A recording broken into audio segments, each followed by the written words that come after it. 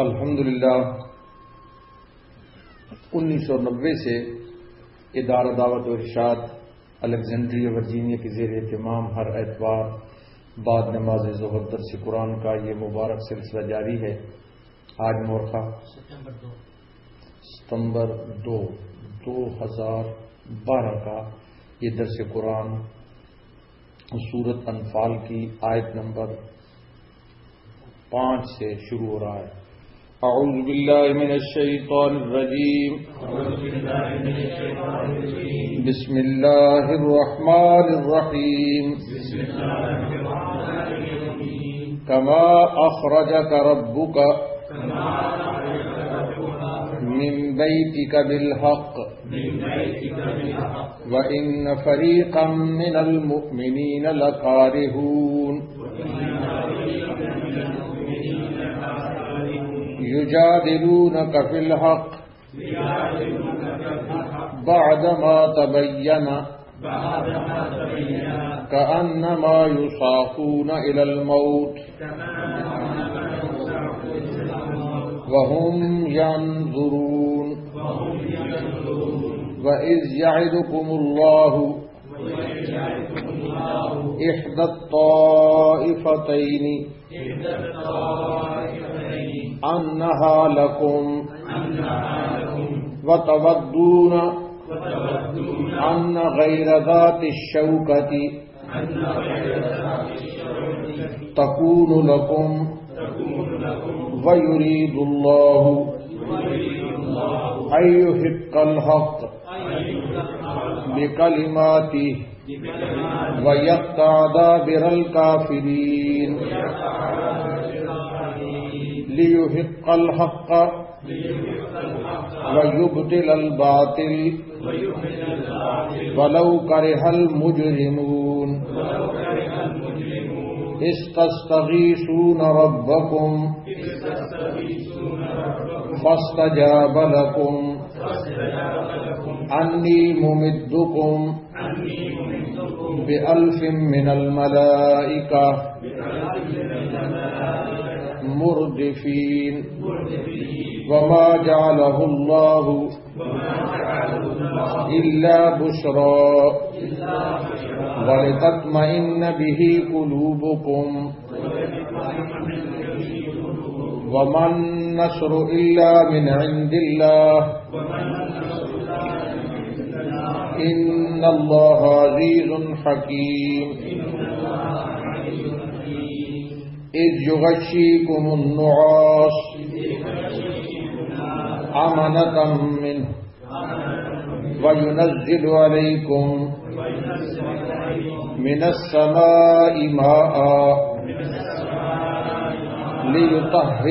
ليطهركم به ويذهب عنكم رجز الشيطان وليربط على قلوبكم ويثبت به الأقدام۔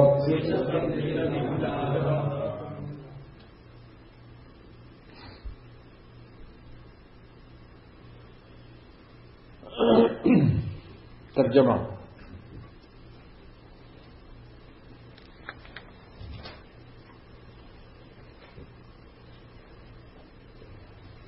کما اخرجک ربک من بیتک بالحق، جیسا کہ آپ کے رب نے آپ کے گھر اور بستی سے مصلحت کے ساتھ آپ کو روانہ کیا۔ وَإِنَّ فَرِيقًا مِّنَ الْمُؤْمِنِينَ لَكَارِهُونَ، اور مسلمانوں کی ایک جماعت اس کو گراں سمجھتی تھی۔ یجادلونک فی الحق بعدما تبین، اور وہ مصلحت کے کام میں بعد اس کے کہ اس کا ظہور ہو گیا تھا اپنے بچاؤ کے لیے آپ سے بطور مشورہ اس طرح جھگڑ رہے تھے کأنما یساقون الی الموت،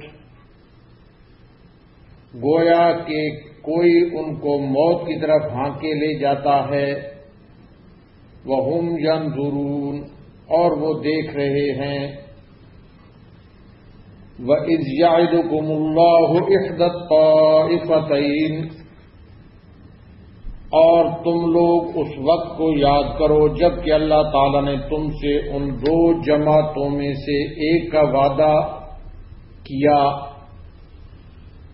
أَنَّهَا لَكُمْ کہ وہ تمہارے ہاتھ آ جاوے گا، وَتَوَدُّونَ أَنَّ غَيْرَ ذَاتِ الشَّوْكَةِ وَتَوَدُّونَ أَنَّ غَيْرَ ذَاتِ الشَّوْكَةِ اور تم اس تمنا میں تھے کہ غیر مسلح جماعت یعنی قافلہ تمہارے ہاتھ آ جاوے۔ وَيُرِيدُ اللَّهُ أَن يُحِقَّ الْحَقَّ بِكَلِمَاتِهِ اور اللہ تعالیٰ کو یہ منظور تھا کہ اپنے احکام سے حق کا حق ہونا عملاً ثابت کر دے، وَيَقْطَعَ دَابِرَ الْكَافِرِينَ اور کافروں کی بنیاد اور قوت کو قطع کر دے، لِيُحِقَّ الْحَقَّ وَيُبْطِلَ الْبَاطِلَ تاکہ حق کا حق ہونا اور باطل کا باطل ہونا عملاً ثابت کر دے، وَلَوْ كَرِهَ الْمُجْرِمُونَ گویا یہ مجرم لوگ ناپسند ہی کریں۔ استستغیثون ربکم فاستجاب لکم اس وقت کو بھی یاد کرو جب تم اپنے رب سے فریاد کر رہے تھے، فاستجاب لکم پھر اللہ نے تمہاری سن لی، انی ممدکم بألف من الملائکۃ مردفین کہ میں تم کو 1000 فرشتوں سے مدد دوں گا جو سلسلہ وار چلے آئیں گے۔ وَمَا جَعَلَهُ اللَّهُ إِلَّا بُشْرَىٰ وَلِتَطْمَئِنَّ بِهِ قُلُوبُكُمْ اور اللہ تعالیٰ نے یہ امداد محض اس حکمت کے لیے کی کہ غلبہ کی بشارت ہو اور تاکہ تمہارے دلوں کو اضطراب سے قرار ہو جاوے۔ وَمَن نَّصْرُ إِلَّا مِنْ عِندِ اللَّهِ اور واقعہ میں تو نصرت اور غلبہ صرف اللہ ہی کی طرف سے ہے۔ ان اللہ عزیز حکیم بے شک اللہ پاک زبردست حکمت والے ہیں۔ اذ یغشیکم النعاس امنۃ منہ اس وقت کو یاد کرو جب اللہ تعالیٰ تم پر اونگ طاری کر رہا تھا۔ وَيُنَزِّلُ عَلَيْكُم مِّنَ السَّمَاءِ مَاءً اور تم پر آسمان سے پانی برسا رہا تھا، لِيُطَهِّرَكُم بِهِ تاکہ تم اس پانی کے ذریعے حد سے اصغر و اکبر سے پاک ہو جاؤ، وَيُذْهِبَ عَنكُم رِجْزَ الشَّيْطَانِ اور تم سے شیطانی وسوسہ کو دفع کر دے، وَلِيَرْبِطَ عَلَىٰ قُلُوبِكُمْ اور تمہارے دلوں کو مضبوط کر دے، وَيُثَبِّتَ بِهِ الْأَقْدَامَ اور تمہارے پاؤں جما دے۔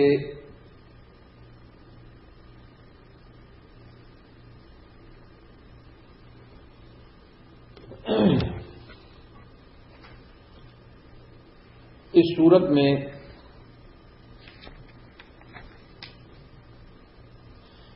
عموماً غزوہ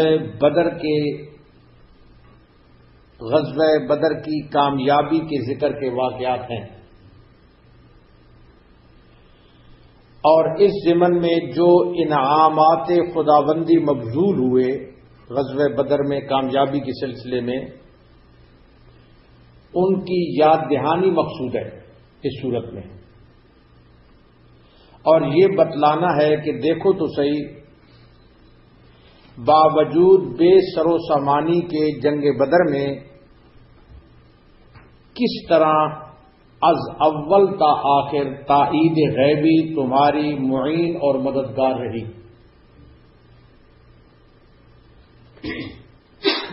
اور یہ سب ایمان، تقوی، توکل اور اطاعت خدا اور اطاعت رسول کی برکت تھی۔ شروع صورت میں اجمالی طور پر غزوہ بدر میں مسلمانوں کی کامیابی کا ذکر تھا، اور آج کی آیات میں غیبی کامیابی کے کچھ اللہ پاک واقعات ذکر فرمائیں گے تاکہ غیبی انعامات اور آسمانی نشانات کو یاد کر کے دل میں منعم حقیقی کی محبت اور منعم حقیقی کی عظمت کا جذبہ جوش میں آئے اور اسباب ظاہری سے بالکلیہ طور پر نظر اٹھ جائے، اور تمام کی تمام آدمی کی جو نظر ہے وہ اللہ پاک کی ذات کے اوپر رہے۔ ان آیات کا شان نزول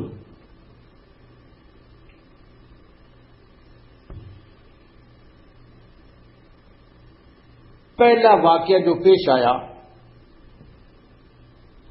وہ یہ تھا کہ کفار قریش کا تجارتی قافلہ جس کا سردار ابو سفیان تھا،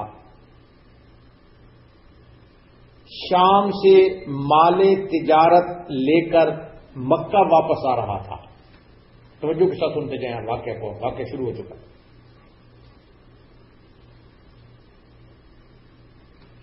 یعنی قریش کا تجارتی قافلہ ابو سفیان کی سربراہی میں شام سے مال تجارت لے کر واپس آ رہا تھا۔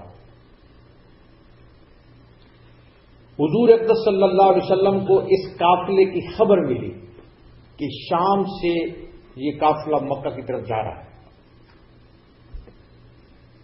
تو حضور اقدس صلی اللہ علیہ وسلم نے صحابہ کرام سے اس کا ذکر کیا اور حال بیان کیا حضور اقدس صلی اللہ علیہ وسلم نے کہ اس قافلے میں مال بہت ہے اور یہی مال بالآخر مسلمانوں کے خلاف استعمال ہونے کا منصوبہ ہے، کیونکہ منصوبہ ان لوگوں کا یہ تھا کہ مال کو مسلمانوں کے خلاف ہم استعمال کریں گے۔ آپ نے ارشاد فرمایا کہ اس قافلے میں مال بہت ہے، آدمی تھوڑے ہیں۔ آپ صلی اللہ علیہ وسلم نے فرمایا، اے مسلمانوں، اس قافلے کی طرف خروج کرو، یعنی اس قافلے کی طرف نکلو، شاید اللہ تعالیٰ تم کو یہ اموال عطا کر دے۔ آپ صلی اللہ علیہ وسلم نے اس قافلے کے ارادے سے، توجہ فرمانا، وہ جو قافلہ تھا اس قافلے کے ارادے سے صحابہ کرام کی ایک جمعیت کے ساتھ مدینہ منورہ سے خروج فرمایا۔ ابو سفیان جو قافلے کا سردار تھے، جو قافلہ لے کر آ رہے تھے، جب حجاز کے قریب پہنچا تو اس نے جاسوس چھوڑے، کیونکہ غزوہ بدر سے پہلے حضرت صلی اللہ علیہ وسلم کی طرف سے سرایا کا سلسلہ جاری ہو چکا تھا۔ چھوٹے چھوٹے سرایا، جنگی سرایا جو تھے، ان کا قافلہ جھڑپیں ہو رہی تھی مسلمانوں کے کفار کی۔ تو قریش کی تجارتی قافلے پر وہ جو سرایا تھے چھوٹے چھوٹے، وہ حملہ آور ہوتے تھے۔ اس خدشے کی بنا پر ابو سفیان نے مختلف طرف سے جاسوس روانہ کیے کہ بھائی کوئی آگے سے کوئی مزاحمت تو ہمارے اس قافلے میں کرنے والا نہیں ہے، جاسوس روانہ کیے۔ اور رستے میں ابو سفیان کو جو قافلہ ملتا اس سے حال پوچھتا کہ مبادا مسلمان کہیں اس کے قافلے کے اوپر حملہ نہ کر دیں۔ یہاں تک کہ اس کو کسی قافلے کے ذریعے خبر ملی ابو سفیان کو کہ حضرت صلی اللہ علیہ وسلم تیرے قافلے پر حملہ کرنے کے لیے صحابہ کی ایک جماعت کے ساتھ مدینہ سے روانہ ہو چکے، اس کو خبر ملی۔ ابو سفیان نے اسی وقت زمزم ابن عمر غفاری کو اجرت دے کر، مزدوری دے کر مکہ کی طرف روانہ کر دیا اور یہ پیغام دیا کہ جا کر یہ اعلان کر دو کہ اے قریش، جلد از جلد تم اپنے قافلے کے بچانے کے لیے نکلو۔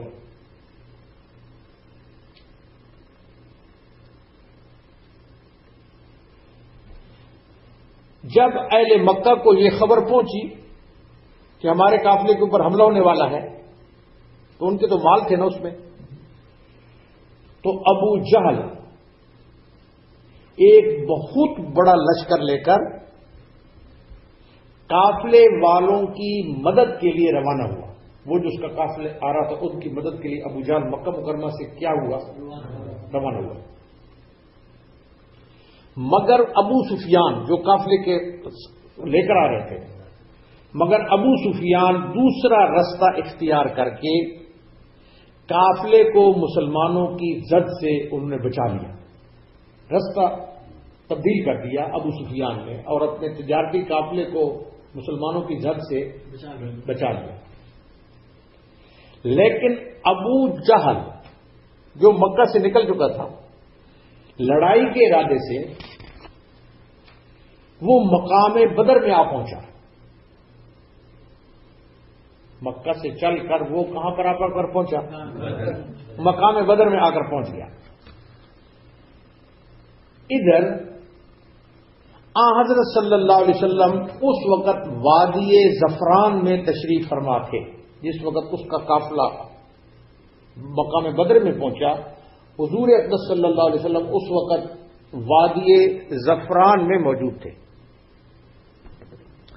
جبرائیل امین وحی لے کر آئے اور آپ صلی اللہ علیہ وسلم کو ابو جہل کے لشکر کے آنے کی ساری اطلاع دی۔ یعنی یہ حضور صلی اللہ علیہ وسلم کو وحی کے ذریعے معلوم ہو کہ ابو جہل لشکر کے ساتھ آ چکا ہے۔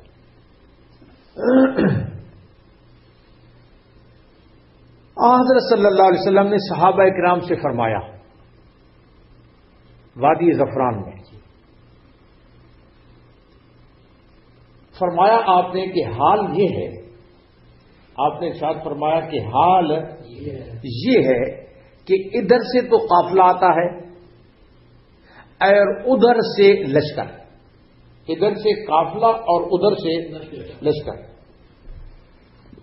تم قافلہ سے مقابلہ پسند کرتے ہو یا لشکر کفار سے؟ حضور صلی اللہ علیہ وسلم نے صحابہ کرام سے فرمایا کہ تم کس سے مقابلہ پسند کرتے ہو؟ یہ سن کر مسلمانوں میں کچھ اختلاف رائے ہوا۔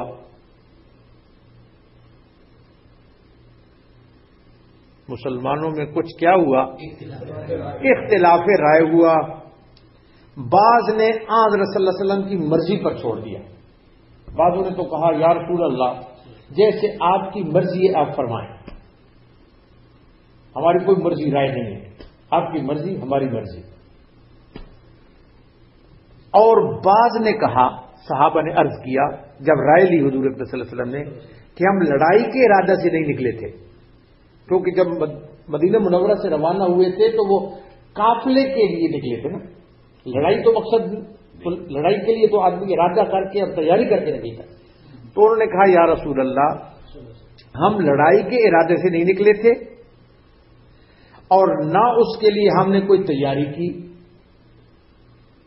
بلکہ ہم تو قافلے کے لوٹنے کے لیے نکلے تھے۔ وہ جو قافلہ ان کا آ رہا تھا ان کے لوٹنے کے لیے نکلے تھے، تو ہم کو قافلے ہی کا تعاقب کرنا چاہیے، ہمیں قافلے ہی کا تعاقب کرنا چاہیے جس مقصد کے لیے ہم نکلے۔ چنانچہ حضور صلی اللہ علیہ وسلم اس بات سے رنجیدہ ہوئے. حضور صلی اللہ علیہ وسلم کو اس بات نے غم میں ڈالا.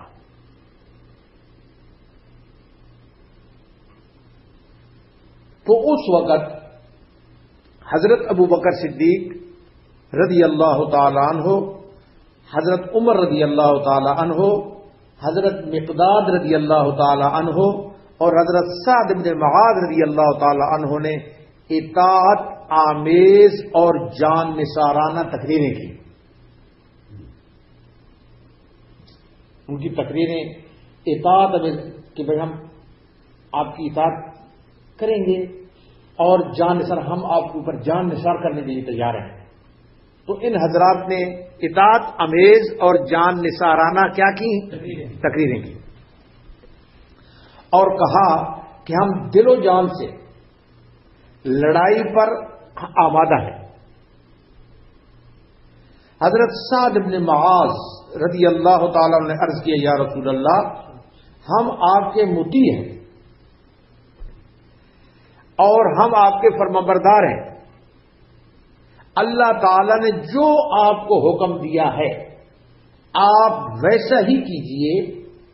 خدا کی قسم، اگر آپ ہم کو دریا میں گھس جانے کا حکم دیں گے ہم دریا میں بھی گھس جائیں گے، اور ہم میں سے ایک آدمی بھی ایسا نہیں ہوگا کہ جو پیچھے رہ جائے. ہم دشمن کے مقابلے میں، حضرت سعد بن معاذ نے مزید کہا کہ ہم دشمن کے مقابلے میں ذرہ برابر بھی ناخوش نہیں ہیں. ہم لڑائی کے وقت بڑے صابر اور ثابت قدم ہیں اور دشمن کے مقابلے میں ہم صادق اور سچے ہیں. کیا عجب ہے، کہنے لگے حضرت سعد بن معاذ، کیا عجب ہے کہ اللہ تعالی آپ کو ہم سے وہ بات دکھلائے جس سے آپ کی آنکھیں ٹھنڈی ہوں. اور مزید کہا کہ یا رسول اللہ، آپ اللہ کا نام لے کر اور اس کی برکت سے آگے چلیے، ہم آپ کے ساتھ ہیں. حضور صلی اللہ علیہ وسلم نے جس وقت یہ جان نثارانہ اور اطاعت آمیز تقریریں سنی تو آپ بہت خوش ہوئے اور فرمایا کہ اللہ کی برکت اور بشارت ہو تم کو. اللہ تعالیٰ نے، حضور صلی اللہ علیہ وسلم نے ارشاد فرمایا، اللہ تعالیٰ نے مجھے 2 گروہوں میں سے ایک گروہ کا وعدہ کیا ہے. اللہ تعالیٰ نے مجھ سے 2 گروہوں میں سے ایک گروہ کا کیا کیا؟ وعدہ کیا ہے کہ ان 2 گروہوں میں سے ایک گروہ کو تمہارے لیے اللہ پاک نے فرمایا میں مسخر کروں گا. کیا کروں گا؟ مسخر کروں گا اور تم اس پر غالب آ جاؤ گے. تم اس پر کیا آ جاؤ گے؟ غالب آ جاؤ گے. چنانچہ مفصل قصہ اس کا یہ کتابوں کے اندر مذکور ہے. غرض یہ ہے کہ بعض مسلمانوں کو بوجہ بے سر و سامانی، وہ جو بعض صحابہ نے عرض کی یا رسول اللہ ہم تو صرف قافلے کے لیے نکلے، بعض صحابہ کو، بعض مسلمانوں کو بوجہ بے سر و سامانی اور بوجہ آسانی کے یہ خیال تھا کہ لڑائی نہ ہو، کیونکہ بے سر و سامانی بھی تھی اور آسانی بھی اسی میں تھی کہ لڑائی نہ ہو، اور قافلے کا مال کثیر ان کے ہاتھ آ جائے، یعنی قافلے کی طرف چلے جائیں، لڑائی نہ ہو اور ہم کو کثیر مال مل جائے. مگر اللہ اور اس کے رسول کو یہ منظور نہ تھا. اللہ اور اس کے رسول کو یہ منظور نہیں، بلکہ اللہ اور اس کے رسول کو کفر کا زور توڑنا مقصود تھا. اللہ اور اس کے رسول کو کفر کا زور توڑنا منظور تھا. مسلمانوں کی دھاک کافروں کے دلوں میں بٹھانا منظور تھا، کیونکہ اگر قافلے پر حملہ کیا گیا تو صرف مال ہاتھ آتا تھا. اگر قافلے کے اوپر حملہ کیا جاتا تو صرف مال ہاتھ آتا، مگر کفر کی کمر نہ ٹوٹتی، مگر کفر کی کمر نہ ٹوٹتی. واضح رہے کہ بدر جس میں یہ واقعہ پیش آیا، یہ بدر ایک آبادی کا نام ہے جو مکہ معظمہ سے براستہ رابغ مدینہ منورہ کو جاتے ہوئے رستے میں پڑتی ہے. آبادی بدر کی یہاں سے یعنی بدر سے مدینہ منورہ 100 میل سے کچھ کم رہ جاتا ہے.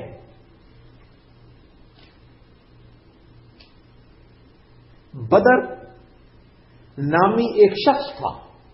یہ جو بدر کا یہ جگہ کی مشہوری ہے، اس کے انٹروڈکشن یہ ہے کہ بدر ایک شخص تھا جس نے اس بستی کو آباد کیا تھا اور اسی کے نام سے اس بستی کا نام پڑا تھا. اور ایک قول یہ ہے کہ مقام بدر میں ایک کنواں تھا اور اس کا نام بدر تھا، اور اس کنویں کے نام سے یہ بستی مشہور ہوئی.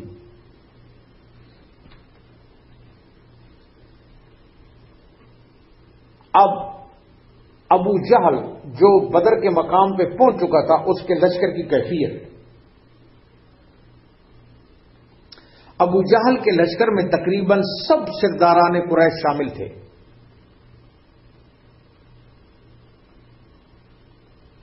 صرف ابو لہب نہیں جا سکا تھا.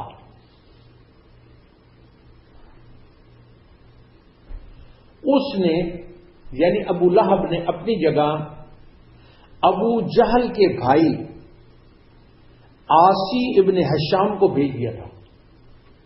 اپنا قائم مقام اس نے ابو جہل کے بھائی عاصی ابن حشام کو ابو لہب نے بھیج دیا تھا. ان لوگوں کے ساتھ دیگر سامان حرب کے علاوہ یعنی لشکر کفار میں دیگر سامان حرب جنگ کے سامان کے علاوہ 60 گھوڑے، 600 زرہیں اور سواری کے اونٹوں کے علاوہ کثیر مقدار میں ذبح کرنے اور کھانے کھلانے کے اونٹ بھی ساتھ لے کر وہ چلے تھے. آپ کو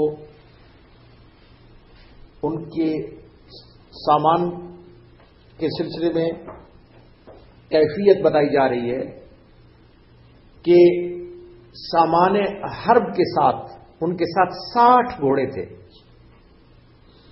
600 زرہیں تھیں، سواری کے اونٹ تو تھے، اس کے علاوہ کھانے کے لیے کثیر تعداد میں ان کے ساتھ اونٹ بھی تھے. سب سے پہلے ابو جہل نے مکہ سے باہر آ کر 10 اونٹ ذبح کر کے لشکر کو کھلائے.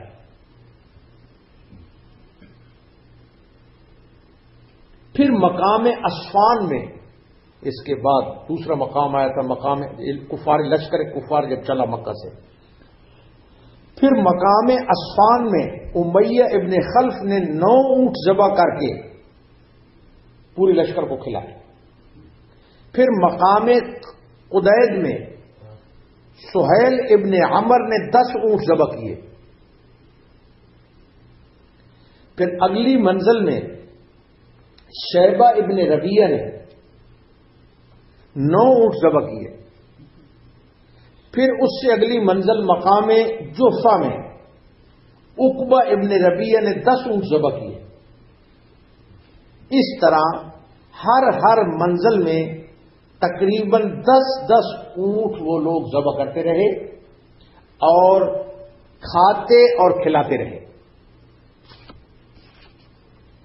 اور آخر میں ابو البختری بدر میں پہنچ کر اس نے 10 اونٹ ذبح کیے لشکر کے لیے۔ یہ تو کفار کے لشکر کی کیفیت۔ حضرت صلی اللہ علیہ وسلم مدینہ منورہ سے روانہ ہوئے۔ یہ رمضان المبارک کا مہینہ تھا۔ جب بدر کے لیے حضور اقدس صلی اللہ علیہ وسلم مدینہ منورہ سے روانہ ہوئے تو یہ کون سا مہینہ تھا؟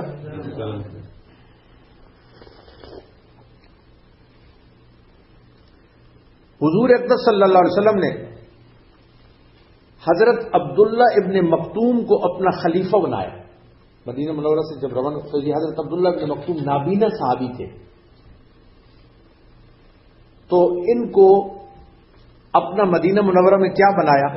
اپنا خلیفہ بنایا کہ وہ آپ کی جگہ لوگوں کو نماز پڑھاتے رہیں۔ مدینہ منورہ میں آپ کی جگہ لوگوں کو کیا پڑھاتے رہیں؟ نماز پڑھاتے رہیں۔ اور آپ صلی اللہ علیہ وسلم کے ساتھ روانہ ہونے والوں میں حضرت ابو لبابہ بھی تھے۔ جو لوگ مدینہ منورہ سے حضور اکرم صلی اللہ علیہ وسلم کے ساتھ روانہ ہوئے ان میں حضرت ابو لبابہ بھی تھے۔ آپ نے حضور اکرم صلی اللہ علیہ وسلم نے مقام روحا سے ان کو واپس کر دیا۔ حضرت ابو لبابہ کو مقام روحا سے حضرت ابو لبابہ کو حضور اکرم صلی اللہ علیہ وسلم نے واپس کر دیا، اور ان کو امیر مدینہ بنا کر بھیج دیا کہ آپ مدینہ منورہ کے سارے کیا ہیں؟ امیر۔ حضور اکرم صلی اللہ علیہ وسلم کے لشکر کی تعداد 313 تھی۔ کتنی تھی؟ 313۔ اور آپ صلی اللہ علیہ وسلم کے ساتھ 70 اونٹ تھے۔ کتنے اونٹ تھے؟ 70 اونٹ تھے، جن پر نمبر وار سوار ہوتے تھے۔ 313 لوگ ہیں، اونٹ کتنے ہیں؟ 70 ہیں۔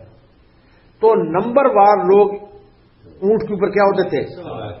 سواری کے لیے ہر 3 افراد کو 1 اونٹ دیا گیا۔ ہر 3 آدمیوں کو ایک سواری کے لیے کیا دیا گیا؟ 1 اونٹ دیا گیا۔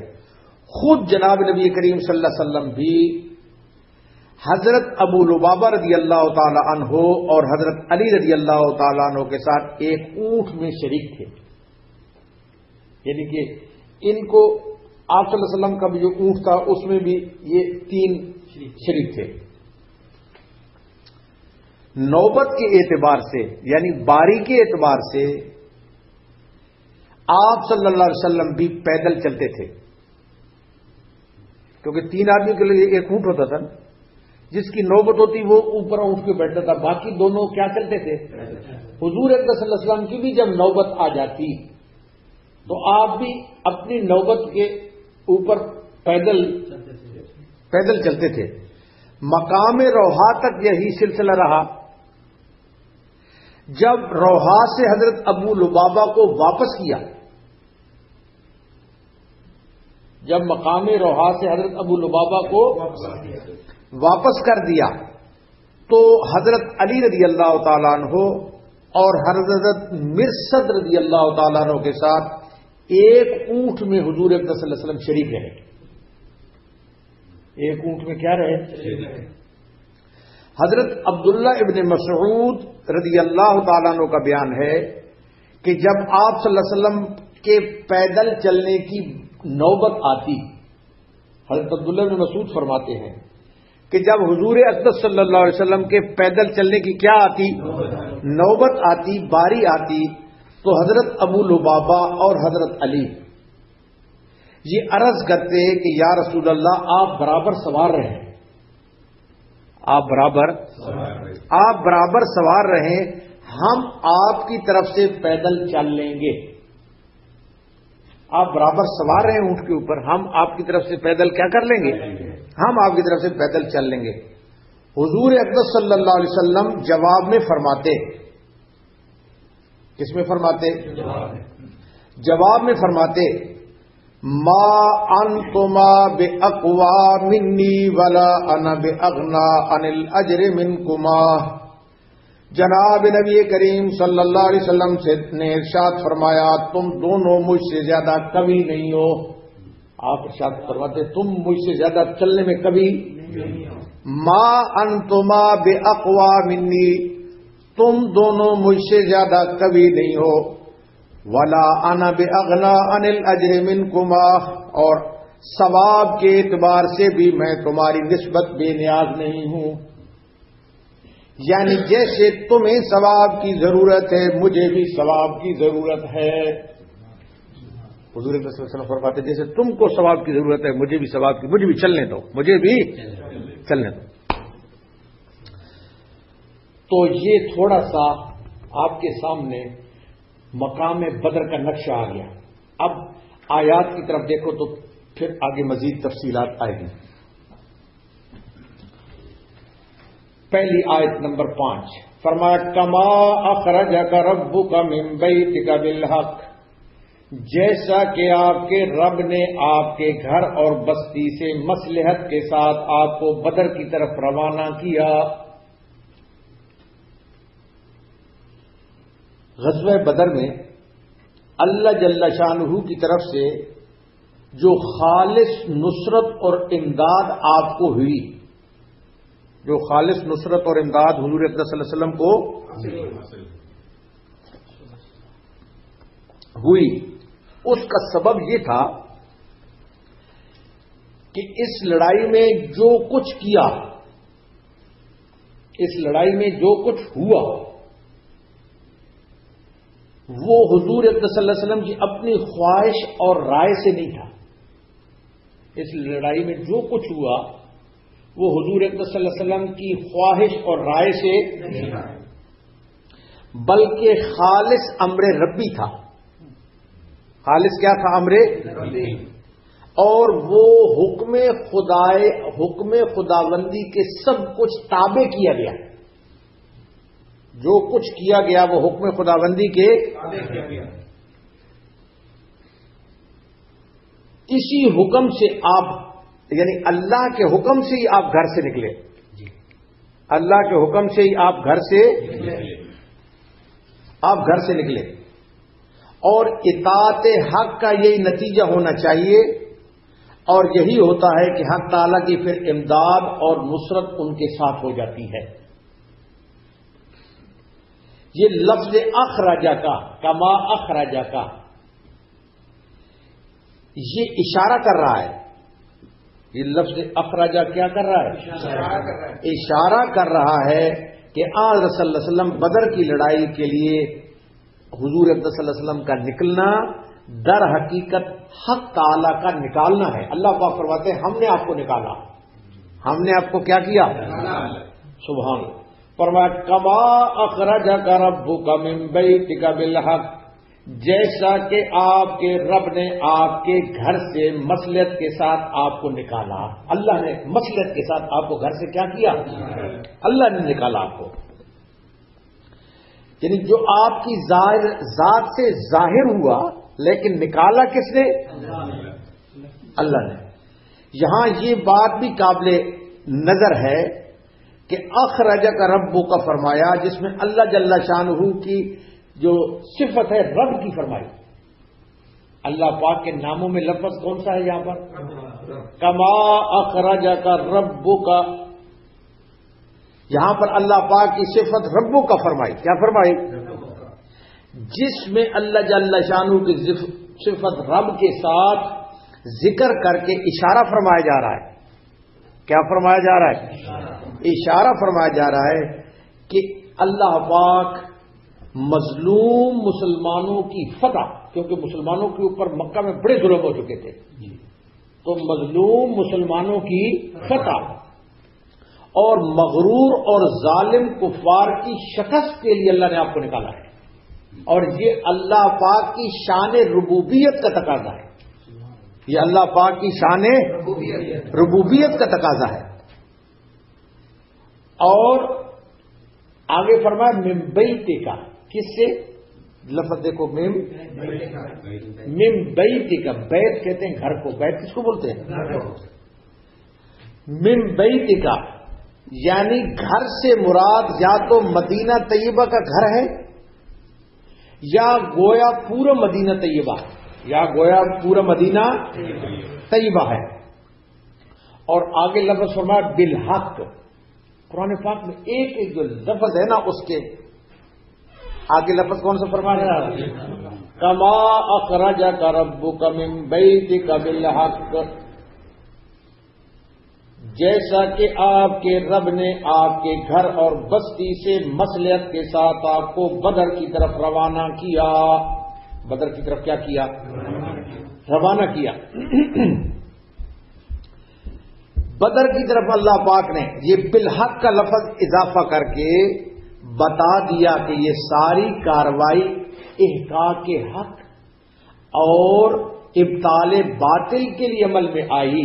یہ جو ساری کارروائی تھی حق کو ثابت کرنے کے لیے اور باطل کو باطل دکھانے کے لیے، یہ کارروائی اللہ پاک فرماتے ہیں کہ یہ عمل میں آئی۔ کس میں آئی؟ عمل میں آئی۔ دوسری حکومتوں کی طرح جو لڑائیاں کرتے ہیں اور جنگیں کرتے ہیں، اس میں ملک گیری کی حوث نہیں ہے کہ ملک کے اوپر قبضہ کرنا مقصود تھا۔ ملک گیری کی حوث یا بادشاہوں کا بعض اوقات غصہ ہوتا ہے اور لڑائیاں ہوتی ہیں، بادشاہوں کو غصہ ہوتا ہے اور کیا ہوتی ہیں؟ لڑائیاں ہوتی ہیں۔ یہ سبب نہیں ہے۔ تو سبحان اللہ، فرمایا کما اخرجک ربک من بیتک بالحق، جیسا کہ آپ کے رب نے آپ کے گھر اور بستی سے مصلحت کے ساتھ آپ کو بدر کی طرف روانہ کیا۔ بدر کی طرف کیا کیا؟ اللہ اکبر۔ وَإِنَّ فَرِيقًا مِّنَ الْمُؤْمِنِينَ لَكَارِهُونَ، اور مسلمانوں کی ایک جماعت اس کو گراں سمجھتی تھی۔ مسلمانوں کی ایک جماعت اس کو کیا سمجھتی تھی؟ اس کو گراں سمجھتی تھی۔ اس لڑائی کو مسلمانوں کی ایک جماعت بھاری سمجھ رہی تھی۔ کیا سمجھ رہی تھی؟ وہ جو حضور صلی اللہ علیہ وسلم مشورہ آپ کے یاد ہے نا؟ سمجھ رہی تھی۔ اس سے اشارہ اس حال کی طرف ہے جو صحابہ کرام سے مشورہ لیتے وقت بعض صحابہ کرام کی طرف سے ظاہر ہوا تھا، اور ان نے اس لڑائی میں پس ہمتی کا اظہار کیا تھا کہ یا رسول اللہ، ہم قافلے کے لیے نکلے، ہم کو قافلے کی طرف جانا چاہیے، بجائے لشکر کے ہم کو کدھر جانا چاہیے۔ اور اس واقعہ کے بیان دوسری آیت میں یوں ہے اسی واقعہ کا کہ یجادلونک فی الحق بعدما تبین کانما یساقون الی الموت وهم ینظرون، یعنی یہ لوگ آپ سے حق کے معاملے میں مجادلہ کرتے ہیں، آپ سے یہ لوگ حق کے معاملے میں مجادلہ کرتے ہیں اور اختلاف کرتے ہیں، گویا وہ موت کی طرف کھینچے جا رہے ہیں، گویا وہ موت کی طرف کیا کیے جا رہے ہیں؟ کھینچے جا رہے ہیں، جس کو وہ اپنی آنکھوں سے دیکھ رہے ہیں۔ صحابہ کرام نے، توجہ فرماؤ، صحابہ کرام نے اگرچہ کوئی عدول حکمی نہیں کی تھی، صحابہ کرام نے کوئی عدول حکمی کوئی حکم کی خلاف ورزی نہیں کی، بلکہ مشورے کے جواب میں حضور صلی اللہ علیہ وسلم نے مشورہ طلب کیا، تو مشورے کے جواب میں اپنے ضعف اور پس ہمتی کا اظہار کیا تھا کہ یا رسول اللہ، ہم تو کوئی تیار ہو کر اس مقصد کے لیے نہیں آئے، ہمارا تو مقصد وہ ہے، مگر رسول اللہ صلی اللہ علیہ وسلم کے ساتھیوں سے ایسی رائے کا اظہار بھی ان کے مقام بلند کے اعتبار سے اللہ کے نزدیک ناپسند تھا۔ اللہ کے نزدیک کیا تھا؟ ناپسند تھا۔ اس لیے ناراضگی کے الفاظ سے اللہ پاک نے اس کو بیان فرمایا ہے۔ اس لیے اللہ پاک نے ناراضگی کے الفاظ سے قرآن نے اس کو کیا کیا ہے؟ بیان فرمایا۔ یجادلونک فی الحق، اس میں بعض صحابہ کے مجادلے کی طرف اشارہ ہے۔ یجادلونک، اس میں بعض صحابہ کے مجادلے کا یجادلونک فی الحق، یہ جو آیت نمبر 6 میں یجادلونک فی الحق، اس میں صحابہ کرام کے مجادلے کی طرف اشارہ ہے. مجادلے کی طرف کیا ہے؟ یہ مجادلہ صحابہ کرام کا یہ محبانہ، یہ مجادلہ صحابہ کرام کا خادمانہ، یہ مجادلہ صحابہ کرام کا نیاز مندانہ بطور ناز کے تھا. بطور کس کے تھا؟ بطور ناز کے تھا، جو محبت سے پیدا ہوتا ہے. بعض اوقات آدمی محبت سے بھی مجادلہ کرتا ہے نا، جو محبت سے پیدا ہوتا ہے. معاذ اللہ، یہ مخالفانہ اور آسیانہ نہیں تھا. مجادلہ مخالفانہ اور آسیانہ نہیں تھا، آسیانہ نہیں تھا. جیسے کہ حضرت ابراہیم علیہ السلام، یہ مجادلہ ایسا تھا جیسے حضرت ابراہیم علیہ السلام کا قوم لوط کے بارے میں مجادلہ تھا. قرآن میں آتا ہے کہ حضرت ابراہیم علیہ السلام نے قوم لوط کے متعلق جو فرشتے آ رہے تھے تو ان سے مجادلہ کیا تھا. ان سے کیا کیا تھا؟ مجادلہ کیا تھا. اور فرمایا قرآن حکیم میں حضرت ابراہیم علیہ السلام کا مجادلہ یجادلونا فی قوم لوط.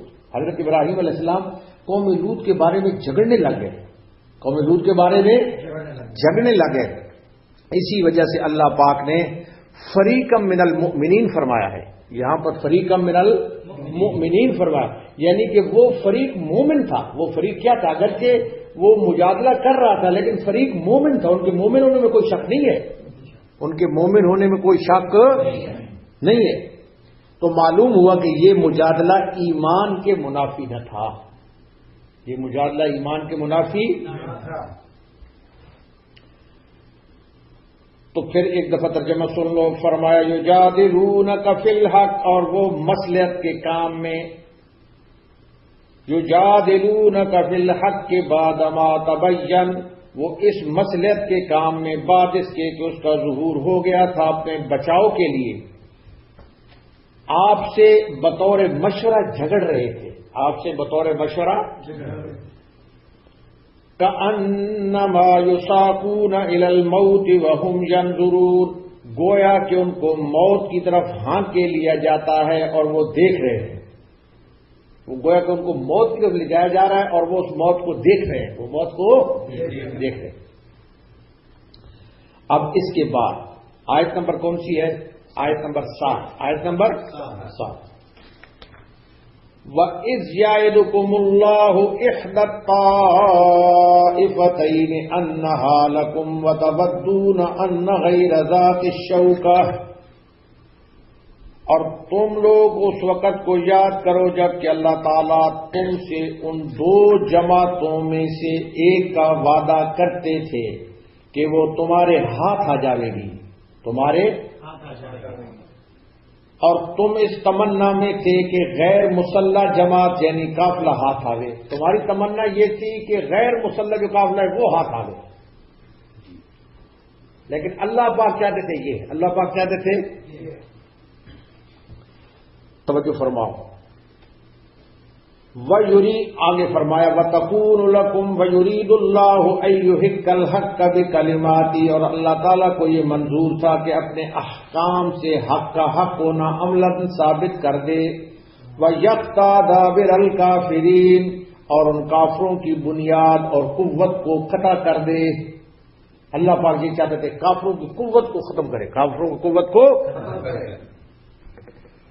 مطلب یہ ہے کہ مسلمانوں کی ایک جماعت یہ چاہتی تھی، مسلمانوں کی ایک جماعت یہ چاہتی تھی کہ تجارتی قافلے پر حملہ ہو، تجارتی قافلے کے اوپر تجارتی قافلے کے اوپر حملہ ہو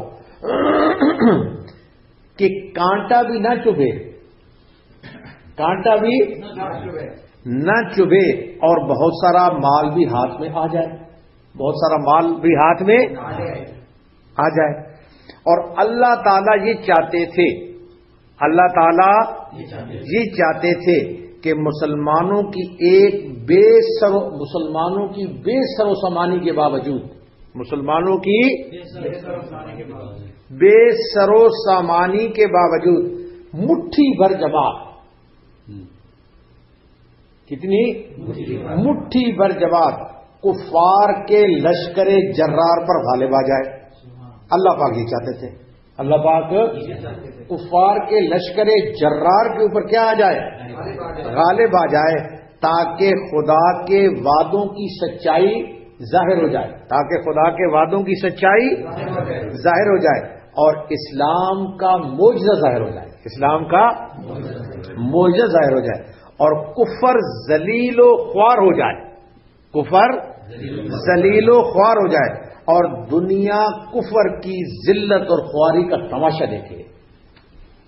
دنیا کفر کی ذلت اور خواری کا کیا دیکھے؟ تماشا دیکھے. چنانچہ ایسا ہی ہوا. جنگ بدر میں قریش کے 70 سردار مارے گئے. جنگ بدر میں قریش کے 70 سردار مارے گئے، جن میں ابو جہل بھی تھا، جو اس امت کا فرعون تھا. جو اس امت کا فرعون تھا. اور 70 سردار قریش کے قید بھی ہوئے. 70 مارے گئے اور 70 قید ہوئے، اور اس طرح کفر کی کمر ٹوٹ گئی. کیا ہو گئی؟ کمر ٹوٹ گئی. اور آگے اس کے بعد اللہ پاک ایک اور انعام کا ذکر فرماتے ہیں.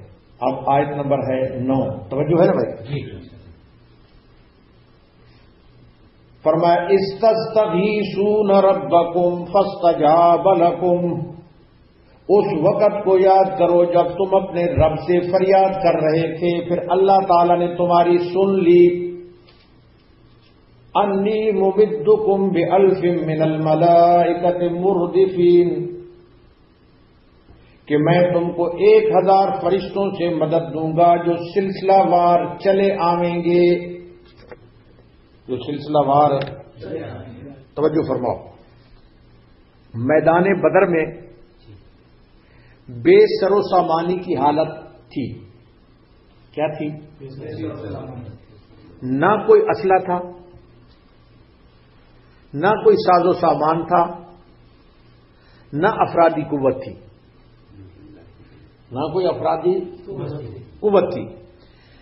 سورت آل عمران میں گزر چکا ہے کہ اللہ پاک نے فرمایا بدر میں تمہاری حالت کیا تھی. فرمایا وَلَقَدْ نَصَرَكُمُ اللَّهُ بِبَدْرٍ وَأَنْتُمْ أَذِلَّةٌ. اللہ پاک فرماتے ہیں یاد کرو میں نے تمہاری بدر میں مدد کی اور تم بالکل کمزور تھے. بالکل تم کیا تھے؟ اذلہ. بالکل تم کمزور تھے. اللہ پاک نے اس وقت تمہاری کیا کی؟ مدد کی. میدان بدر میں صحابہ کرام نے جناب رسول اللہ صلی اللہ علیہ وسلم کے لیے چھپر بنا دیا تھا. کیا بنا دیا تھا؟ چھپر بنا دیا تھا. اس میں آپ صلی اللہ علیہ وسلم ساری رات دعائیں مانگتے رہے. ساری رات حضور صلی اللہ علیہ وسلم اس چھپر میں دعائیں مانگتے رہے اور اللہ تعالی سے فریاد کرتے رہے کہ پروردگار تو نے جو مدد کا وعدہ فرمایا ہے اسے اب پورا فرما. حضور صلی اللہ علیہ وسلم فرماتے تھے کہ یار اللہ جو آپ نے مدد کا وعدہ فرمایا اب اس کو کیا فرما؟ اس کو پورا فرما. آپ صلی اللہ علیہ وسلم یہاں تک کہ اللہ پاک کے حضور میں یہاں تک عرض کیا بدر کے میدان میں اس چھپر کے سائے میں رات پوری آپ نے فرمایا اللہم ان تہلک ھذہ العصابہ. کہا حضور صلی اللہ علیہ وسلم نے ارشاد فرمایا کہ اے میرے اللہ اگر یہ صحابہ کی جماعت فوت ہو گئی، یہ جو میں 313 لے کر آیا ہوں، اللہم ان تہلک ھذہ العصابہ، اگر یہ مٹھی بھر جماعت ختم ہو گئی، لن تعبد فی الارض، تو پھر ہرگز زمین کے اوپر تیری عبادت نہیں ہوگی. یعنی یہی تو میری پونجی ہے، یہی تو میری کیا ہے. اور آخری آپ نبی تھے، آخری آپ کیا تھے؟ آپ آخری نبی تھے. تو فرمایا کہ یا اللہ اگر یہ لوگ ہلاک ہو گئے تو پھر قیامت تک اس روئے زمین کے اوپر آپ کی عبادت نہیں ہوگی. اللہ اکبر.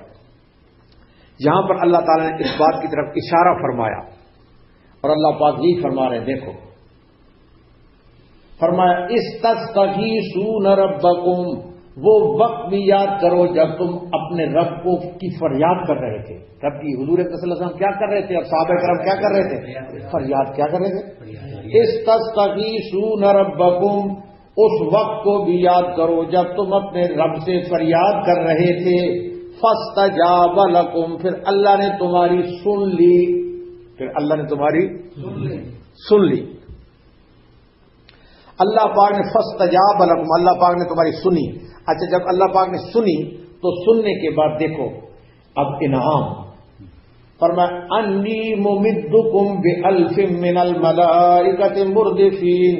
اللہ پاک نے فرمایا کہ میں تم کو 1000 فرشتوں سے مدد دوں گا جو سلسلہ وار چلے آئیں گے.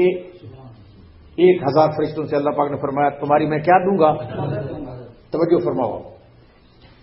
ایک جماعت کے بعد دوسری جماعت آئے گی، یعنی کہ مردفین، یعنی فرشتوں کی ایک جماعت کے بعد دوسری. چنانچہ اولاً اللہ پاک نے 1000 فرشتوں سے مدد کا وعدہ فرمایا، پھر 3000 ہو گئے، پھر کتنے ہو گئے؟ اور پھر 5000 ہو گئے، پھر کتنے ہو گئے؟ 5000 ہو گئے. اس آیت میں پہلی مرتبہ کے 1000 کا ذکر ہے. یہ جو آج کے درس کی آیت ہے اس میں پہلی مرتبہ جو آئے تھے 1000 ان کا کیا ہے؟ سورت آل عمران کی آیت میں دوسری بار اور تیسری بار 3000 اور 5000 کا ذکر ہے. 3000 اور 5000 فرشتوں کے آنے کا ذکر ہے. اب توجہ فرماؤ، اس بات کے اوپر تمام مفسرین اور محدثین کا اتفاق ہے. اس بات کے اوپر تمام مفسرین اور محدثین کا کیا ہے؟ اتفاق ہے کہ جنگ بدر کے دن فرشتے مسلح ہو کر مسلمانوں کی مدد کے لیے نازل ہوئے تھے. اس کے اوپر سب کا اتفاق ہے کہ جنگ بدر کے روز فرشتہ مسلح ہو کر اسلحہ لے کر وہ جنگ بدر میں کیا ہوئے تھے؟ نازل ہوئے تھے. جو بعض اوقات مسلمانوں کو دکھائی بھی دیتے تھے، بعض اوقات مسلمانوں کو وہ دکھائی دیتے فرشتے، ورنہ تو فرشتے نظر نہیں آتے، فرشتے نظر. تو بعض اوقات مسلمانوں کو وہ فرشتے دکھائی بھی دیتے تھے، مگر اس میں اختلاف ہے. اس میں یہ جو پہلی میں نے بات کی اس میں کوئی اختلاف نہیں ہے. اب یہ دوسری بات آ رہی ہے، اس میں اختلاف ہے کہ انہوں نے جنگ بھی کی یا نہیں. صحابہ آئے، مسلح ہو کر آئے، ان کے دل بڑھانے کے لیے آئے، لیکن کیا فرشتوں نے جنگ بھی کی ہے پریکٹیکل یا نہیں؟ اس میں کیا ہے؟ اس میں اختلاف ہے. بعض علماء یہ کہتے ہیں کہ فرشتوں کا نزول محض مسلمانوں کے شمار بڑھانے کے لیے، کہ مسلمانوں کی تعداد، کیونکہ جنگ کے میدان میں تو جو روب ہوتا ہے وہ بڑی چیز ہوتی ہے، تو مسلمانوں کی تعداد کو بڑھانے کے لیے، مسلمانوں کی تعداد کو بڑھانے کے لیے اور ان کی تسلی کے لیے ان کا نزول تھا. مگر یہ قول صحیح نہیں ہے، یہ قول صحیح نہیں ہے. صحیح یہ ہے کہ فرشتوں نے جنگ بھی کی ہے، فرشتوں نے جنگ بھی کی ہے، جیسا کہ آیات قرآنیہ اور احادیث صحیحہ کثیرہ سے ثابت ہے. اور آنے والی آیت اللہ پاک آگے آیت آ رہی ہے، اللہ پاک فرماتے ہیں فَضْرِبُوا فَوْقَ الْأَعْنَاقِ وَاضْرِبُوا مِنْهُمْ كُلَّ بَنَانٍ. اللہ پاک نے فرمایا کہ مارو فوق الاعناق، ان کی گردنوں کے اوپر کفار کی، اور ان کے پور پور کے اوپر مارو، ان کے جوڑ جوڑ کے اوپر مارو، ان کے جوڑ جوڑ کے اوپر مارو. اور یہ فرشتوں نے کیا تھا. یہ اس بارے میں نص سری ہے. اس بارے میں نص کیا ہے؟ سری ہے. تو توجہ فرماؤ. فرمایا استستغیثون ربکم فاستجاب لکم انی ممدکم بألف من الملائکۃ مردفین. اور اس وقت کو بھی یاد کرو جب تم اپنے رب سے فریاد کر رہے تھے، پھر اللہ تعالی نے تمہاری سن لی کہ میں تم کو 1000 فرشتوں سے مدد دوں گا جو سلسلہ وار چلے آئیں گے، جو سلسلہ وار چلے آئیں گے. اب اس کے بعد یہ جو آیت ہے نا، آیت نمبر 10، یہ اس کا جو 27ویں کی شب کو علماء نے لکھا ہے کہ اگر آدمی اس آیت کو لکھے اور تعویذ بنا کر پہنے 27ویں کی شب کو، تو اللہ پاک پورے سال کی پریشانیوں سے بچاتے ہیں. یہ جو آیت آ رہی ہے، اور ہمارا اکثر جو ہے نا یہ 27ویں کی شب کو ہم لکھ کر ساتھیوں کو دیتے ہیں. تو توجہ فرماؤ، پہلے اس کا ترجمہ سنو. فرمایا وما جعلہ اللہ الا بشرا ولتطمئن به قلوبکم. اللہ تعالیٰ نے یہ امداد محض اس حکمت کے لیے کی، اللہ تعالیٰ نے یہ امداد محض اس حکمت کے لیے کی کہ غلبہ کی بشارت ہو، تاکہ تمہارے دلوں کو اضطراب سے قرار ہو جائے. ومن نصر الا من عند اللہ. اور واقعہ میں تو نصرت اور غلبہ صرف اللہ تعالیٰ ہی کی طرف سے ہے. ان اللہ عزیز حکیم، جو کہ زبردست حکمت والے ہیں، جو زبردست حکمت والے ہیں. توجہ فرماؤ، یہ جو فرمایا وما جعلہ اللہ، یعنی یہ تاکہ خوش ہو جاؤ. یہ اللہ پاک نے فرشتے اس وجہ سے نازل فرمایا تاکہ تم کیا ہو جاؤ، کہ آسمانی مدد ہمارے ساتھ ہے، تاکہ تم خوش ہو جاؤ کہ آسمانی مدد ہمارے ساتھ ہے، اور تاکہ اس سے تمہارے دل مطمئن ہو جائیں. تمہارے دل کیا ہو جائیں؟ تمہارے دل مطمئن. وما جعلہ اللہ الا بشرا، یہ خوشخبری کے لیے تھا. ولتطمئن به قلوبکم، اور تاکہ اس سے تمہارے دل کیا ہو جائیں، تمہارے دل مطمئن ہو جائیں، اور تم قلت اور ذلت کا خوف تمہارے دلوں سے دور ہو جائے. قلت اور ذلت کا خوف تمہارے دلوں سے کیا ہو جائے. سبحان اللہ. لیکن اللہ پاک نے فرمایا یہ ذہن میں نہ رکھنا کہ یہ جو تمہاری مدد ہوئی ہے، یہ مدد ان فرشتوں کے ذریعے. اللہ پاک فرماتے ہیں ومن نصر الا من عند اللہ، یہ مدد ہماری طرف سے ہے. مدد کس کی طرف سے؟ سبحان اللہ. فرمایا آگے دیکھو، فرمایا ومن نصر الا من عند اللہ، واقعہ میں تو نصرت اور غلبہ صرف اللہ ہی کی طرف سے ہے. نصرت اور غلبہ واقعی تو کس کی طرف سے ہے؟ اللہ کی طرف سے ہے. یعنی فرشتوں کا نزول، توجہ فرماؤ، فرشتوں کا نزول فتح اور نصرت کی علت نہ جانو.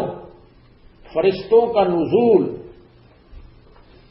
فتح کا اور نصرت کی علت نہ جانو، علت نہ جانو، بلکہ اس کو من جانب اللہ محض بشارت جانو. فرشتوں کا آنا محض من جانب اللہ کیا جانو؟ بشارت. کیا جانو؟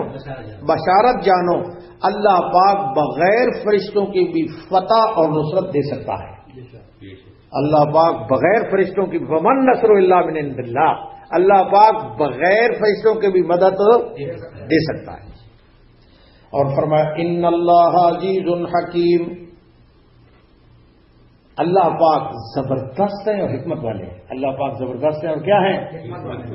حکمت والے ہیں. بے شک اللہ تعالی غالب ہے اور وہ اپنے دوستوں کو فتح اور غلبہ دیتا ہے. اپنے دوستوں کو فتح اور غلبہ دیتا ہے، اور حکمت والا ہے. یعنی حکمت سے تھوڑی جماعت کو کثیر جماعت کے اوپر فتح دے دیتا ہے، تھوڑی جماعت کو کثیر جماعت کے اوپر. لہذا تم کو چاہیے کہ نظر اللہ پر رکھو، فرشتوں پر نہ رکھو. لہذا تم کو چاہیے کہ نظر اللہ پر رکھو، فرشتوں پر نہ رکھو. سبحان اللہ. آگے اللہ پاک کا ایک اور انعام. سبحان اللہ. فرمایا اذ یغشیکم النعاس امنۃ منہ، اس وقت کو بھی یاد کرو جب اللہ نے تم پر اونگ طاری کر دی اپنی طرف سے چین دینے کے لیے. اللہ نے تمہارے اوپر اونگ طاری کر دی اپنی طرف سے چین دینے کے لیے, اپنی طرف سے آرام دینے کے لیے, اپنی طرف سے کیا دینے کے لیے. اب توجہ فرماؤ, یہ انعام چہارم ہے. یہ بدر کے میدان میں انعام کیا ہے؟ اونگ کا طاری کرنا. یہ انعام کیا ہے؟ چہارم. انعام کیا ہے؟ چہارم. وہ یہ ہے کہ جنگ بدر میں مسلمانوں کی طرف مسلمانوں کے دل افسردہ تھے. جنگ بدر میں مسلمانوں کے دل کیا تھے؟ کیونکہ بالکل قلیل تھے نا, چیز بھی کچھ نہیں تھی نا, بے سر و سامانی بھی تھی. تو مسلمانوں کے دل کیا تھے؟ افسردہ تھے. اور کیوں نہ ہوتے کافروں کی فوج, کافروں کی کیا تھی؟ کافروں کی فوج مسلمانوں سے نہ صرف 2 چند بلکہ 6 چند سے بھی زیادہ تھی. کافروں کی جو فوج تھی صرف 2 چند نہیں تھی, 6 چند سے بھی زیادہ تھی. 6 چند سے بھی کیا تھی؟ زیادہ تھی. اس لیے اللہ تعالیٰ نے مسلمانوں کے دلوں کو مضبوط کرنے کے لیے خلاف عادت ان کے اوپر نیند طاری فرمائی. کیا فرمائی؟ نیند طاری فرمائی, جس سے ان کی تھکان دور ہو گئی. نیند آ جانے سے آدمی کی تھکان کیا ہو جاتی ہے؟ جس سے میدان جنگ میں نیند کا آنا بھی اب بات آ رہی ہے, جس سے صحابہ کرام کی تھکان کیا ہو گئی؟ دور ہو گئی. اور دلوں سے سارا خوف و ہراس کافور ہو گیا. سارا دلوں میں جو خوف و ہراس تھا پہلے, وہ نیند کی وجہ سے کیا ہو گیا؟ کافور ہو گیا. عین جنگ میں توجہ فرماؤ, عین اونگ اور نیند کا آنا, عین جنگ میں اونگ اور نیند کا آنا ایک خرق عادت امر ہے. ایک خرق عادت کیا ہے؟ امر ہے, جو کہ نبی کریم صلی اللہ علیہ وسلم کے اعتبار سے معجزہ اور صحابہ کرام کے اعتبار سے کرامت تھی. حضور اکرم صلی اللہ علیہ وسلم کے اعتبار سے یہ معجزہ اور صحابہ کرام کے اعتبار سے یہ کیا تھی؟ کرامت. کیا تھی؟ کرامت تھی. اس لیے قاعدہ یہ ہے کہ جنگ کے وقت اور خاص کر جب کہ دشمن کی کثرت ہو, آدمی کو نیند نہیں آتی. جنگ کے وقت اور جب کہ دشمن کی کیا ہو؟ دشمن کی کثرت ہو. دشمن کی کیا ہو؟ تو آدمی کو نیند, سولی کے اوپر نیند کیسے آئے گی بھائی؟ تو آدمی کو نیند نہیں آتی. دل مضطرب رہتا ہے. دل کیا رہتا ہے؟ مضطرب رہتا ہے.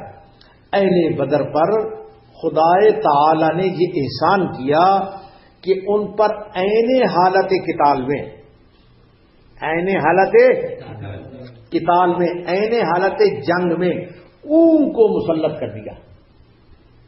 اونگ کو کیا کر دیا؟ مسلط کر دیا, جس سے ان کے دشمن کا, جس سے ان کو دشمن کا اندیشہ نہ رہا, جس سے صحابہ کرام کو دشمن کا اندیشہ. اور چونکہ نوم یہ خفیف تھی, نوم کیا تھی؟ نیند جو تھی, نوم یہ کیا تھی؟ خفیف تھی. اس لیے جب دشمن ان پر وار کرتا تو فوراً متنبع ہو جاتے تھے. جب دشمن وار کرتا تھا تو فوری طور پر کیا ہو جاتے تھے؟ متنبع. کیا؟ ہوشیار. کیا ہو جاتے تھے؟ ہوشیار ہو جاتے تھے, متنبع ہو جاتے تھے. بس یہ اونگ اللہ تعالیٰ کا انعام تھا. یہ اونگ اللہ پاک کا کیا تھا؟ یہ اونگ اللہ پاک کا انعام تھا. حضرت عبداللہ ابن مسعود فرماتے ہیں, حضرت عبداللہ ابن مسعود رضی اللہ تعالی عنہ فرماتے ہیں کہ قتال کی حالت میں, جنگ کی حالت میں اونگ کا آنا اللہ تعالیٰ کی طرف سے امن ہے. اونگ کا آنا اللہ پاک کی طرف سے کیا ہے؟ امن. اللہ پاک کی طرف سے کیا ہے؟ امن ہے، اور نماز میں اونگ کا آنا یہ شیطان کی طرف سے ہے۔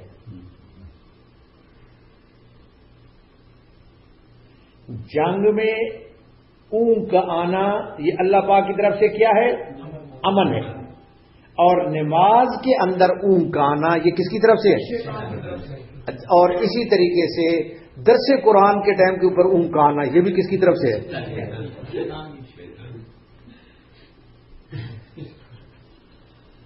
حضرت مولانا شیخ الاسلام حسین احمد مدنی رحمۃ اللہ علیہ بخاری شریف کا درس دیا کرتے تھے۔ حضرت شیخ الاسلام مولانا سید حسین احمد مدنی رحمۃ اللہ علیہ بہت بڑے بزرگ ہمارے اساتذہ کے استاد ہیں، بخاری شریف کو کیا دیتے تھے؟ درس دیا کرتے تھے۔ تو دوران درس اگر کسی طالب علم کو نیند کا غلبہ ہوتا، بخاری شریف کا درس چل رہا ہے اور طالب علم بیٹھے ہوئے ہیں، تو کسی طالب علم کو اگر نیند کا کیا ہوتا؟ غلبہ ہوتا، تو فرماتے حضرت مدنی فرماتے رحمت اللہ علیہ یہ شیطان کا کام ہے، اٹھو اور وضو کر کے آؤ، اٹھو اور کیا کر کے آؤ؟ وضو کر کے آؤ۔ تو اس وجہ سے اب اس چیز کو پلے میں باندھ دو، اگر تم کو بھی درس قرآن کے دوران اس طریقے سے اونگ آئے، فوری طور پر اٹھو اور جا کر وضو کر کے آؤ، شیطان کا غلبہ ہو چکا ہے۔ اللہ پاک یہ نیند یعنی جنگ کی حالت میں، قتال کی حالت میں کیا ہے؟ امن، اور اللہ پاک کا انعام، اور نماز وغیرہ یا عبادت کی صورت میں یہ شیطان کا غلبہ ہے۔ یہ شیطان کا کیا ہے؟ غلبہ ہے۔ اونگ کا طاری ہونے کا واقعہ یہ جنگ احد میں بھی پیش آیا ہے، یہ جیسے جنگ بدر میں پیش آیا، یہ اونگ کے طاری ہونے کا واقعہ جنگ احد میں بھی پیش آیا۔ اللہ پاک نے قرآن میں فرمایا ثم انزل علیکم من بعد الغم امنۃ نعاسا،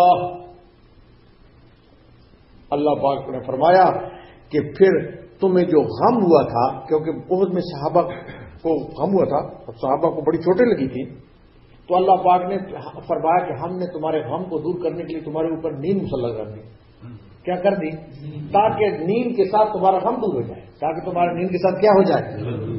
تو اللہ پاک اپنا احسان بتلاتے ہیں، فرمایا ثم انزل علیکم من بعد الغم امنۃ نعاسا۔ تو بہرحال یہ نیند کا غلبہ یہ جیسے بدر میں ہوا اسی طریقے سے احد میں بھی ہوا، ایسے احد میں بھی ہوا۔ اور آگے چلیں، وَيُنَزِّلُ عَلَيْكُم مِّنَ السَّمَاءِ مَاءً، اور تم پر آسمان سے پانی اللہ پاک نے برسایا، آسمان سے پہلے سے ترجمہ سن لو، وَيُنَزِّلُ عَلَيْكُم مِّنَ السَّمَاءِ مَاءً، یہ بھی انعام ہے اللہ کا۔ اللہ پاک فرماتے ہیں کہ ہم نے تم پر آسمان سے پانی برسایا، لِيُطَهِّرَكُم بھی، تاکہ اس پانی کے ذریعے تم حد سے اصغر اور اکبر سے پاک ہو جاؤ، یذھب عنکم الرجس الشیطان، اور تم سے شیطانی وسوسہ کو اللہ پاک دفع کر دے، وَلِيَرْبِطَ عَلَى قُلُوبِكُمْ، اور تمہارے دلوں کو مضبوط کر دے، وَيُثَبِّتَ بِهِ الْأَقْدَامَ، اور تمہارے پاؤں جما دے، تمہارے پاؤں جما دے۔ توجہ فرماؤ، میدان قتال میں اللہ پاک کا یہ ایک اور انعام کا ذکر ہو رہا ہے۔ بدر میں مشرکین پہلے پہنچے تھے، بدر میں مشرکین پہلے پہنچے تھے، پانی پر انہوں نے قبضہ کر لیا تھا، پانی پر انہوں نے کیا کر لیا تھا؟ قبضہ کر لیا تھا۔ مسلمان بدر میں بعد میں پہنچے اور ایک ریت کے ٹیلے کے پاس یہ اترے تھے، ایک ریت کے ٹیلے کے پاس اترے جس میں مسلمانوں کے پاؤں دھنستے تھے۔ وہ جو ریت تھی، اتنی ریت تھی کہ مسلمانوں کے پاؤں اس میں دھنس جاتے تھے، مسلمانوں کے پاؤں اس میں ریت میں دھنستے تھے۔ بعض ان میں سے مسلمان بے وضو بھی تھے، جب ادھر پہنچے کیا تھے؟ بے وضو بھی تھے، اور بعضوں کو نہانے کی حاجت ہو گئی تھی، بعضوں کو نہانے کی کیا ہو گئی تھی؟ حاجت ہو گئی تھی۔ جب مسلمانوں کو پیاس نے ستایا، ادھر مقام بدر میں جب مسلمانوں کو پیاس نے ستایا اور نماز کے وقت وضو اور غسل سے عاجز ہوئے، نماز کا وقت ہوا اور وضو اور غسل نہیں کر سکتے، عاجز ہوئے، تو شیطان نے ان کے دلوں میں وسوسہ ڈالا، شیطان نے ان کے دلوں میں وسوسہ ڈالا، اگر تم حق پر ہوتے اور خدا کے مقبول ہوتے تو اس پریشانی میں نہ پھنستے، تم اس پریشانی میں نہ پھنستے۔ اب اللہ پاک نے فرمایا سبحان اللہ، خدا نے اس وسوسے کو اللہ پاک نے مٹانے کے لیے باران رحمت نازل فرمائی۔ کیا نازل فرمائی؟ باران رحمت نازل فرمائی، جس سے وہاں کے تمام نالے بہہ نکلے۔ اتنی بارش برسائی کہ تمام وہاں کے نالے مقام بدر کے بہہ نکلے۔ مسلمانوں نے اس سے پانی پیا اور اپنی سواریوں کو پلایا اور وضو اور غسل کیے اور اپنے مشکیزے بھر لیے اور اتنی بارش ہوئی کہ اس سے تمام ریت جم گئی۔ پہلے تو ریت میں پاؤں دھنستے تھے، لیکن جب بارش ہو جاتی ہے تو پھر ریت کیا ہو جاتی ہے؟ جم جاتی ہے۔ اس سے ریت کیا ہو گئی؟ ریت جم گئی اور مسلمانوں کے پاؤں اس جگہ پر جم گئے، مسلمانوں کے پاؤں جگہ کے اوپر جم گئے اور ان کے دل سے شیطانی وسوسہ دور ہوا، کیونکہ شیطان نے کہا تھا اگر تم مقبول ہوتے تو ایسا تمہارے ساتھ نہ ہوتا، تو اس سے شیطان کا وسوسہ ان کے دلوں سے کیا ہوا؟ دور ہوا۔ اس غیبی مدد سے ان کو لطف خداوندی کا جلوہ نظر آیا، ان کو لطف خداوندی کا جلوہ دکھائی دیا اور یقین ہو گیا کہ ہم ضرور اپنے دشمن پر فتح پائیں گے، ہم ضرور اپنے دشمن کے اوپر کیا پائیں گے؟ فتح پائیں گے۔ اور جب وہ بارش ہوئی تو برخلاف، یہ تو مسلمان چونکہ وہ ریت والی جگہ کی، برخلاف وہ جو کافر تھے جس زمین پر تھے وہ زمین نرم تھی، کیونکہ وہ پہلے آ گئے تھے تو انہوں نے پانی کے پاس جگہ، کنویں کے پاس، تو وہ زمین کیا تھی؟ وہ زمین نرم تھی۔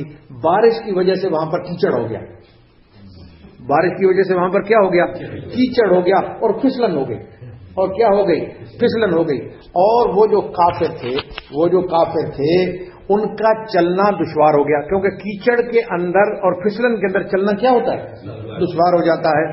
اور اللہ پاک نے یہاں پر نعاس فرمایا۔ کیا فرمایا؟ نعاس اس نیند کو کہتے ہیں جو سر میں ہوتی ہے، نعاس اس یغشیکم النعاس، نعاس اس نیند کو کہتے ہیں جو کس میں ہوتی ہے؟ سر میں ہوتی ہے، جس سے سر نیچے کو جھکنے لگتا ہے۔ نعاس اس نیند کو کہتے ہیں جو سر میں ہوتی ہے اور سر نیچے جھکنے لگتا ہے۔ یہ ایک قسم کا غیر شعوری سجدہ ہے، یہ ایک غیر شعوری قسم کا، یہ کیا ہے؟ زور سے بولو، یہ سجدہ ہے۔ اور بدر کے روز جب جناب نبی کریم صلی اللہ علیہ وسلم عریش چھپر میں تھے تو حضور اقدس صلی اللہ علیہ وسلم پر بھی نعاس اون کی مانند ایک خفیف نیند طاری ہوئی۔ جب حضور اقدس صلی اللہ علیہ وسلم چھپر میں تھے تو آپ صلی اللہ علیہ وسلم کے اوپر بھی ایک خفیف قسم کی نیند طاری ہوئی، اور حضور اقدس صلی اللہ علیہ وسلم نیند کے بعد آپ مسکراتے ہوئے چھپر سے باہر تشریف لائے، میدان بدر ہے، مسکراتے ہوئے، پہلے آپ پریشانی میں آپ دعائیں فرما رہے، مسکراتے ہوئے باہر تشریف لائے اور فرمایا اے ابو بکر تم کو بشارت ہو کہ جبرائیل امین آئے، ان کے دانتوں پر غبار تھا۔ آپ کو خوشخبری ہونی چاہیے کہ میرے پاس جبرائیل امین آئے اور ان کے دانتوں کے اوپر کیا تھا؟ غبار۔ کیا تھا؟ غبار تھا۔ اور آپ عریش کے دروازے پر یہ آیت پڑھتے ہوئے نکلے حضور صلی اللہ علیہ وسلم، سَيُهْزَمُ الْجَمْعُ وَيُوَلُّونَ الدُّبُرَ، ان قریب کافروں کی جماعت یہ شکست کھا جائے گی اور پشت پھیر کر چلے جائیں گے۔ آپ نے شاید فرمایا کہ یہ کافروں کی جماعت ہے، یہ شکست کھائے گی اور ان قریب یہ چلے جائیں گے، ان قریب یہ چلے جائیں گے۔ تو اللہ پاک ایک دفعہ پھر اگر آپ اس کو ترجمہ سن لیں، فرمایا اذ یغشیکم النعاس، اس وقت کو یاد کرو جب کہ اللہ تعالیٰ نے تم پر اونگ طاری کر دی، امانۃ من، اپنی طرف سے چین دینے کے لیے۔ اللہ پاک نے اونگ طاری کر دی اپنی طرف سے، کیا دینے کے لیے؟ چین دینے کے لیے۔ وَيُنَزِّلُ عَلَيْكُم مِّنَ السَّمَاءِ مَاءً، اور اس سے قبل تم پر آسمان سے پانی برسا رہا تھا، لِيُطَهِّرَكُم بِهِ، تاکہ اس پانی کے ذریعے تم حد سے اصغر اور اکبر سے پاک ہو جاؤ، یعنی جن میں وضو کرنے وضو کر لو، جن میں غسل کرنے غسل کر لو۔